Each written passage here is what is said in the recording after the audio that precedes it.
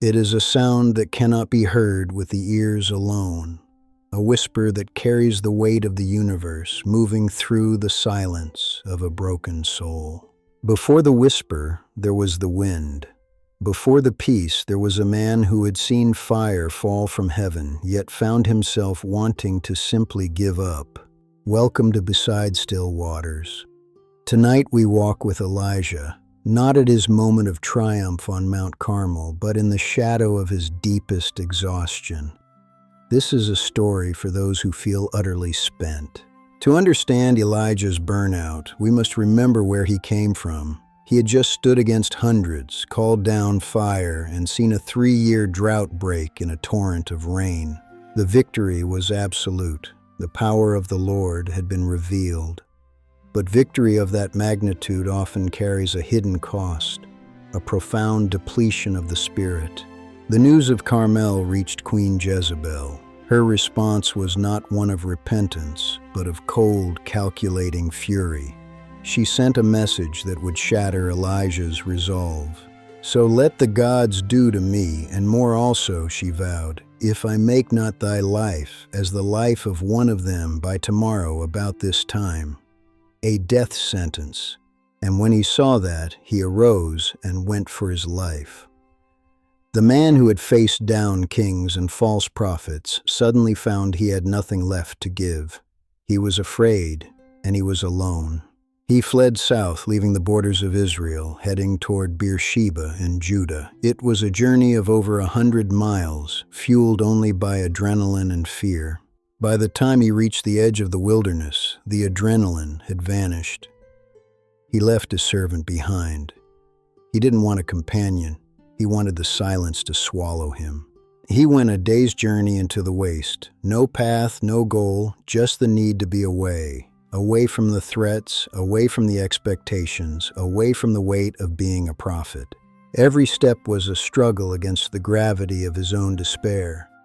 The record shows a man reaching the absolute limit of human endurance, physical, emotional, and spiritual. Finally, in the middle of that vast, punishing emptiness, he found a single broom tree, a small, sparse shrub that offered the only shade for miles, and there Elijah collapsed.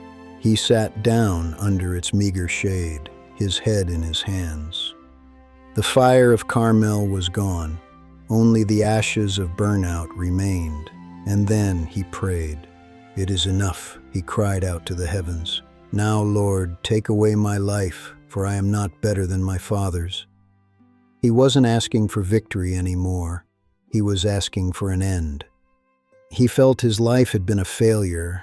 He felt the burden of his ancestors' shortcomings. He was tired of being strong. He was tired of being Elijah. Notice the divine response. There was no thunder, no rebuke, no reminder of the miracles he'd seen. God did not meet his despair with a lecture. He met it with a quiet permission to rest. Elijah lay down and slept, the deep, heavy sleep that only comes when the soul has finally stopped fighting. The desert night sheltered him in its cold embrace. Hours passed in the stillness. The healing of the body was the first priority of heaven. God was not in a hurry to move him to the next task. He was simply watching over a tired servant. But the sleep was not the end. An angel came, not with a trumpet, but with a touch, a gentle hand on a shoulder that had carried too much for too long. "Arise and eat," the voice said. It was a command of care, not of duty. The touch was the first sign that the isolation Elijah felt was a lie. He was seen, and there, at his head, was bread, freshly baked on coals, and a jar of water. Simple, humble provision in the middle of a wasteland, grace in the form of a meal. He ate and he drank. The physical strength began to return, but the weariness of the soul was deeper than one meal could reach. He didn't speak, he didn't thank, he simply obeyed. And then the record tells us something beautiful. He lay down and slept again. God allowed him a second rest. He knew that one meal and one nap were not enough to heal a broken heart. The sun rose higher, but the shade of the broom tree held. The second sleep was even deeper than the first. The rhythm of grace was beginning to take hold. The angel returned a second time. This time the message was different. "Arise and eat," the angel said, "because the journey is too great for thee." The journey was too great. God wasn't denying the difficulty. He was acknowledging it. He was saying, "I know you can't do this on your own." Strengthened by that divine food, Elijah began a journey that would last 40 days and 40 nights, a pilgrimage across the wilderness to Horeb, the mountain of God. Day after day, the silence of the desert became his only companion. He walked through the heat of the day and the bitter cold of the night, moving with a strength that was no longer his own. In those 40 days, the noise of Jezebel's threats and the echoes of the crowds at Carmel began to fade. The desert was stripping away the prophet, leaving only the man. Finally, the mountain appeared, Horeb, the place of the burning bush, the place where the law had been written in fire. It was a place of heavy memory and holy presence. He had reached the destination, but the inner journey was far from over. He was looking for God, but he didn't yet know how God would choose to be found.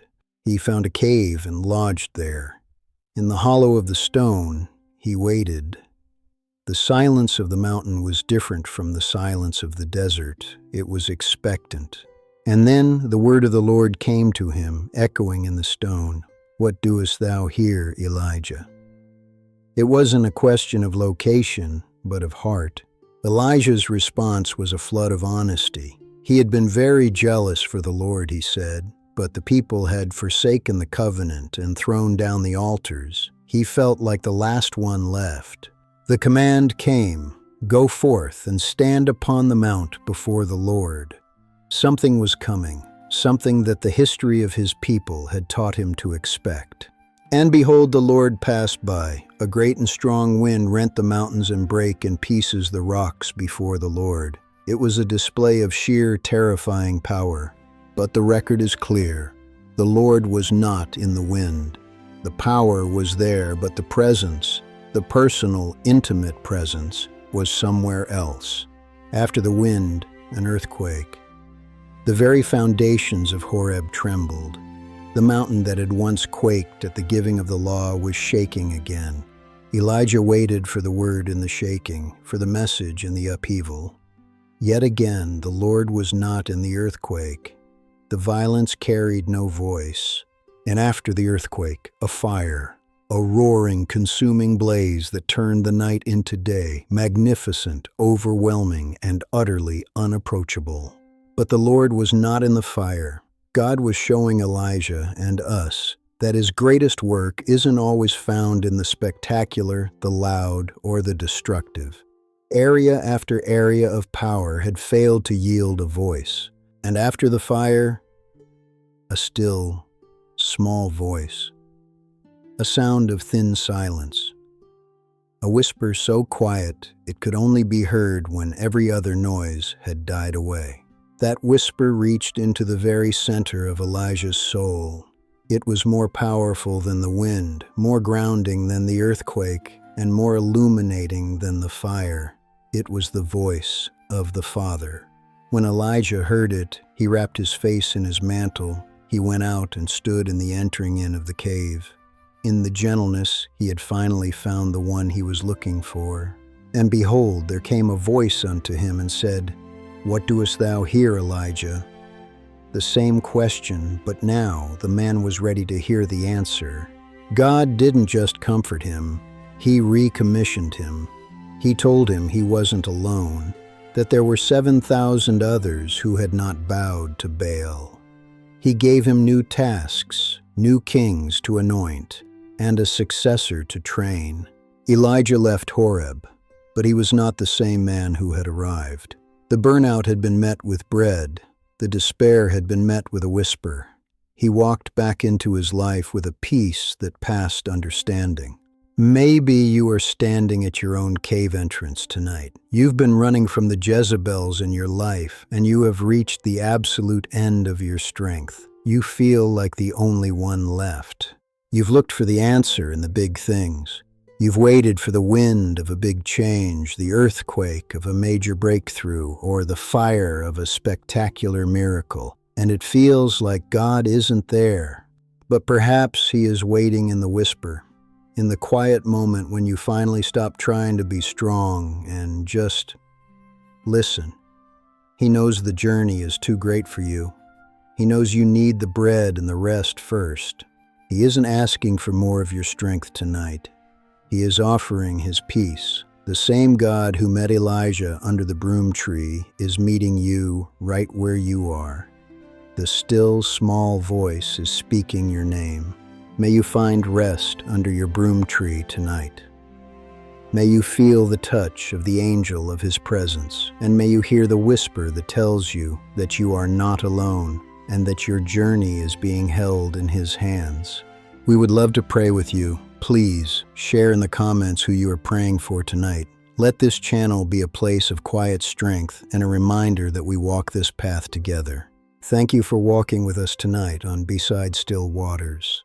If this story brought you even a small measure of peace, consider subscribing for more moments of quiet reflection. Good night, and God bless.